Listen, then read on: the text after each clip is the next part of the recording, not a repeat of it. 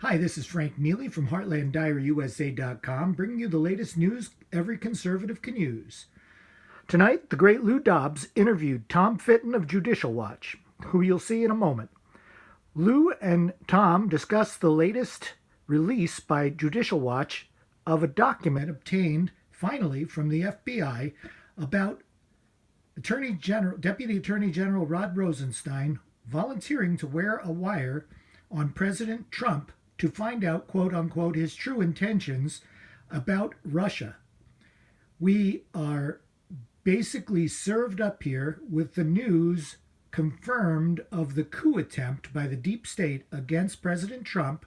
Meanwhile, you will not hear this on any other media because they're too busy exploring the overblown whistleblower saga. So listen to this and let's hope that this story makes the rounds. Thanks so much, John. All right, thank you. Breaking tonight, a newly obtained memo finds former Deputy Attorney General Rod Rosenstein told Andrew McCabe, as he was serving as the acting director of the FBI, that he would wear a wire to capture President Trump's, quote, true intentions over the firing of James Comey. The memo, released today by Judicial Watch, is dated May 16, 2017, the day before Robert Mueller was appointed special counsel. Rosenstein insists the comments were sarcastic when he offered to wear that wire. The memo, however, shows McCabe thought Rosenstein was serious. Joining me now, Tom Fitton, the president of Judicial Watch. And Tom, good to have you with us.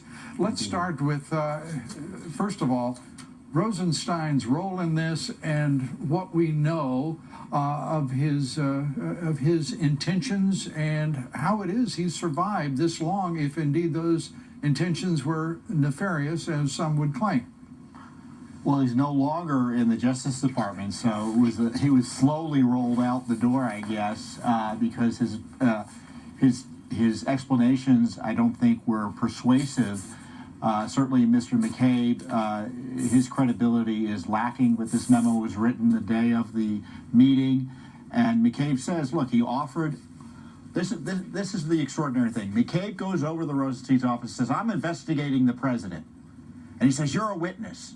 And Rosenstein starts confessing, and he says, "Well, I'll wear a wire on the president." And McCabe says, "Well, we'll get back to you. We'll ask our team about it." Now, why would he pursue that if it was a sarcastic remark, or evidently a sarcastic remark? But here you have McCabe and Rosenstein both abusing their powers to target President Trump and seriously discussing, it looks like, wearing a wire on the president. You've got McCabe on his own initiating a spy operation on the president, calling it a counterintelligence operation on the president. All of this is documented in 2 pages. We had to wait over a year for it, for the FBI to finally cough it up. And this is exactly the sort of thing that the media doesn't want you looking at as it plays its Ukraine gambit in the latest iteration of their coup argument against President Trump. This was the coup.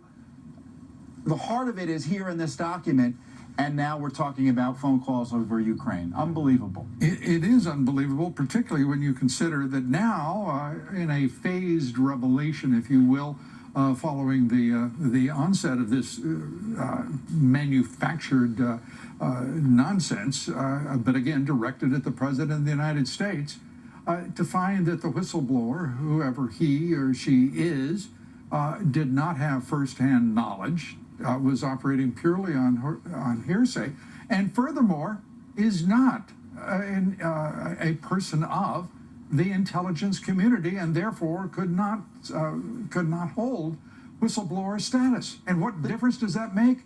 The Democrats continue their nonsense, braying in the dark with their usual ignorance and venality. Yeah, as I said on Twitter, Lou, and the president highlighted it, a malicious, seditious conspiracy against the president. Look, the idea that anyone who hears anything about what the president says to a foreign leader automatically has whistleblower status. You know what? I'm blowing the whistle on Joe Biden.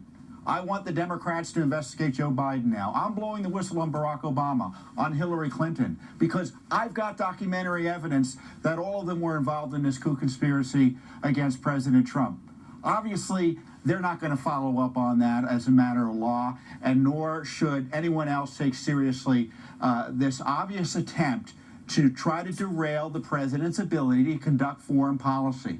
And let's be clear here. They want to freeze the president. He's not allowed to fire FBI directors. He's not allowed to talk to foreign leaders. He's not allowed to exercise oversight over the corrupt FBI or DOJ.